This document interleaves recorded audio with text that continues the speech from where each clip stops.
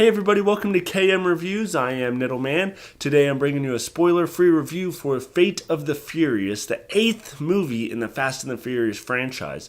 Boy, has this franchise evolved. I am going to give you my rating right off the bat, and then if you want to know why I gave it that rating, go ahead and stick around to find out. Also, one quick thing, there's going to be a link at the end of this video for a interview I did with Sasha Pearl Raver, who used to be on Collider and part of the Schmoes. Now she's part of Screen Junkies. Really suggest you guys check that out. It's a really cool interview, and hopefully I'll be able to do more. But for Fate of the Furious, I'm going to give this movie a Friends with Benefits.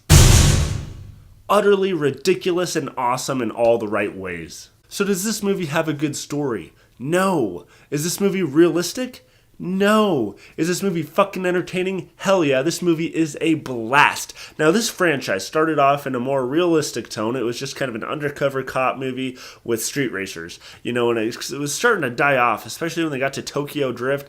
People were like, this franchise is done. But then what did they do? They brought in The Rock, they revitalized it, and since about Fast 5, this movie has been steadily getting more and more utterly ridiculous and realizing and coming into its own. It's like this movie went through puberty and realized what this movie is. And what is it? It is just a dumb popcorn action flick. It's an excuse to have cars flipping over, car racing, explosions, submarines, nuclear bombs, fucking name it, and they probably got it in one of these movies. It's so stupid, but it's so awesome. Now, I will say the acting in this movie is most of these actors are just getting their paycheck. They're showing up. They're obviously having a lot of fun making this movie, but I will give a shout out to Michelle Rodriguez. I think she is actually a very underrated actress, and even in a movie such as this one that is just total utter ridiculousness, she still puts on her acting chops, and she has a couple scenes where you can feel pain in her art. Because what is this movie really about? It's about Vin Diesel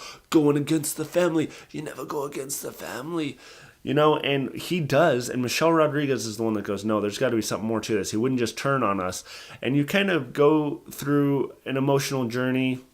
Now, this movie's explosions and stuff. But my point is, Michelle Rodriguez actually does bring a little bit of heart to this movie. She brings on some tears and some scenes. She feels like she's actually a real person, whereas most of the other people in this movie just kind of feel like they're just action stars that do action stuff or say comedic lines or whatever. I mean, you got the fucking Rock basically kicking a torpedo into a car in this movie. This isn't realistic, guys. Get used to it.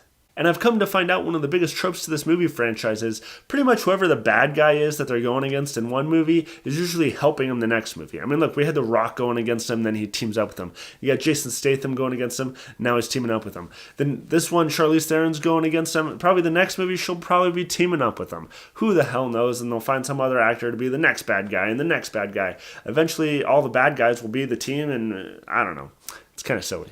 I don't really have anything negative to say about this movie because I got exactly what I was expecting, and I'm not really expecting some Oscar-winning screenplay out of a movie like this. Now, what say you guys? Do you guys want to see this movie start going back to where it came from in a more grounded, realistic place, which was causing the franchise to die? Or do you want it to keep getting more and more ridiculous?